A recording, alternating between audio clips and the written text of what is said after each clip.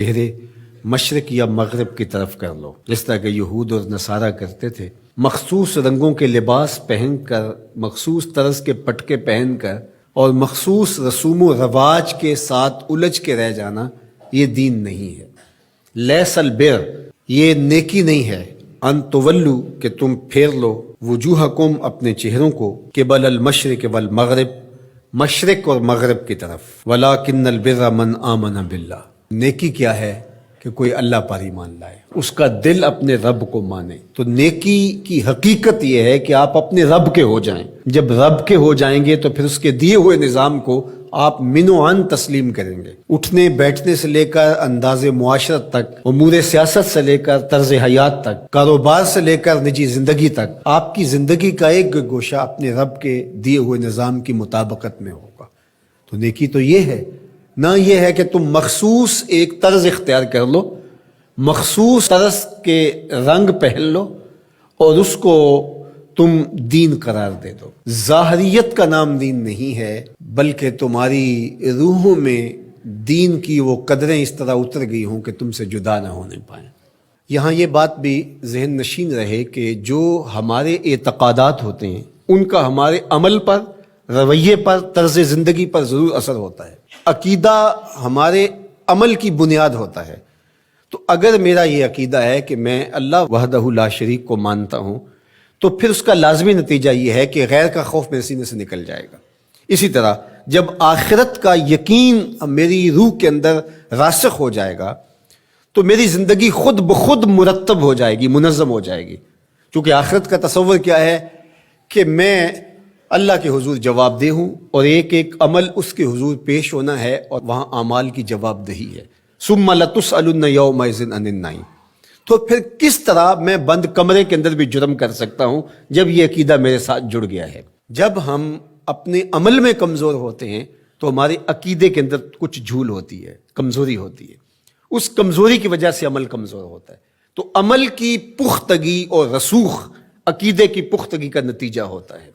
تو اس لیے سب سے پہلے جو چیزیں بیان فرمائی ان کا تعلق جڑا تھا عقائد سے۔ اب دوسری بات جو بر کی تشریح کرتے ہوئے ارشاد فرمایا، وَآتَ الْمَالَ عَلَىٰ حُبِّهِ ذَوِي الْقُرْبَىٰ وَالْيَتَامَىٰ وَالْمَسَاكِينَ وَابْنَ السَّبِيلِ وَالسَّائِلِينَ وَفِي الرِّقَابِ، اور مال کو خرچ کرنا علی حبہ، اس کی محبت کے باوصف۔ مال کی اگر محبت یا ضرورت نہیں ہے تو پھر اس کو خرچ کر دینا، صرف کر دینا، یہ کمال نہیں ہوتا۔ کمال اس وقت ہے جب اس کی شدید احتیاج آپ کو بھی موجود ہو۔ اس لیے صحت مند آدمی جو جوان بھی ہو اور اس کو ضرورت بھی ہو، اس کا صدقہ کرنا اس کے صدقے کرنے سے بہتر ہے جو مخمصے کے عالم کے اندر جب موت و حیات کی کشمکش ہو تو وہ صدقہ کر دے، اپنا مال خیرات کر دے۔ عمومی طور پہ ایک مخفی دولت کی محبت جو ہمارے سینوں میں ایک حد تک موجود ہوتی ہے، اور وہ یہ ہے کہ جب اللہ ہمیں مال دیتا ہے تو بعض اوقات کچھ لوگ کہتے ہیں کہ ابھی میں اس مال کو بڑھاتا چلا جاؤں گا اور اپنی ساری ضروریات بھی پورا کرتا چلا جاؤں گا اور بہت حجم ہو جائے گا تو پھر اس سے کوئی بڑا کام کروں گا۔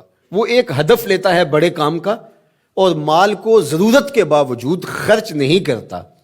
تو یہ ایک مخفی محبت ہے مال کی جو سینوں کے اندر چھپی ہوئی ہے۔ تو ہمارے دین نے ہمیں جو ترغیب دی ہے کہ جوں ضرورت پیش آئے تو جہاں جہاں ضرورت پیش آئے تمہیں اپنے مال سے خرچ کرنا ہوگا۔ حضور نبی رحمت صلی اللہ علیہ وآلہ وسلم نے ارشاد فرمایا کہ جو زکوٰۃ ہے، جو صدقہ واجبہ کے طور پہ ہم ادا کرتے ہیں، اس کے علاوہ بھی تمہارے اوپر مال خرچ کرنا ضروری اور لازم ہے۔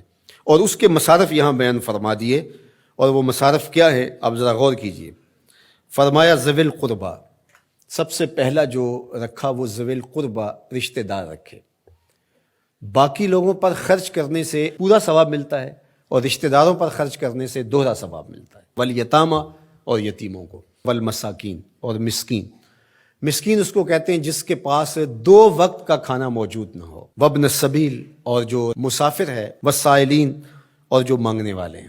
تو اگر اس کے پاس 2 وقت کا کھانا نہیں ہے تو وہ اگر مانگے بقدر کفاف اور 2 وقت کا کھانا مل جائے تو پھر مانگنا ترک کر دے تو اس کے لیے جائز ہے اور شریعت اس کو روکتی نہیں، اور ایسے شخص کو دینا ثواب بھی ہے۔ لیکن جو شخص جمع کیے ہوئے ہو، اس کے پاس موجود ہو، دولت بڑھانے کے لیے یا عادتاً مانگتا ہو، تو ایسے شخص کو نہ دینا چاہیے اور نہ اس کی حوصلہ افزائی کرنی چاہیے۔ وفی الرقاب، اور جو غلام ہیں ان کو غلامی کے بوجھ سے آزاد کرنے کے لیے مال خرچ کرنا. دور موجود کے اندر اگر کوئی قرض میں جکڑا ہوا ہے تو وہ بھی پھنسی ہوئی گردن ہے اس کو. اور میں سمجھتا ہوں کہ اس کے زمرے میں وہ شخص جس کی بیٹیاں جوان ہیں اور اس کے پاس کوئی رقم نہیں ہے کہ ان کی شادی کر سکے اور اس کی مدد کی جائے، تو یہ بھی اس سے ملتا جلتا حکم اس کے ساتھ یہ جڑ جائے گا کہ اس پھنسے ہوئے مجبور کی گردن کو چھڑایا جائے. وَأَقَامَ الصَّلَاةَ وَآتَى الزَّكَاةَ، اور نماز قائم کرنا اور زکوٰۃ ادا کرنا. وَالْمُوفُونَ بِعَهْدِهِمْ إِذَا عَاهَدُوا، اور عہد کو پورا کرنا جب وہ عہد کر بیٹھے. وَالصَّابِرِينَ، اور صبر کرنے والے. فِي الْبَأْسَاءِ وَالضَّرَّاءِ وَحِينَ الْبَأْسِ، غربت، بیماری، حالت جنگ میں استقامت اور ثبات کے ساتھ کھڑا رہے. اب یہ بیان کرنے کے بعد فرمایا اولئک الذین صدقوا، یہ وہ لوگ ہیں جو سچے اور پکے مومن ہیں، جو ان خوبیوں کے حامل ہیں، جو عبادات کے اندر، اعتقادات کے اندر، رویوں کے اندر، طرز زندگی کے اندر، انداز معاشرت کے اندر، سب میں کمال مرتبے پہ فائز المرام ہیں. یہ سچے لوگ ہیں. اور فرمایا وَأُولَٰئِکَ هُمُ الْمُتَّقُونَ، اور تقوی کے نور سے مالا مال بھی یہی لوگ ہیں جن کے اعتقادات بھی خوبصورت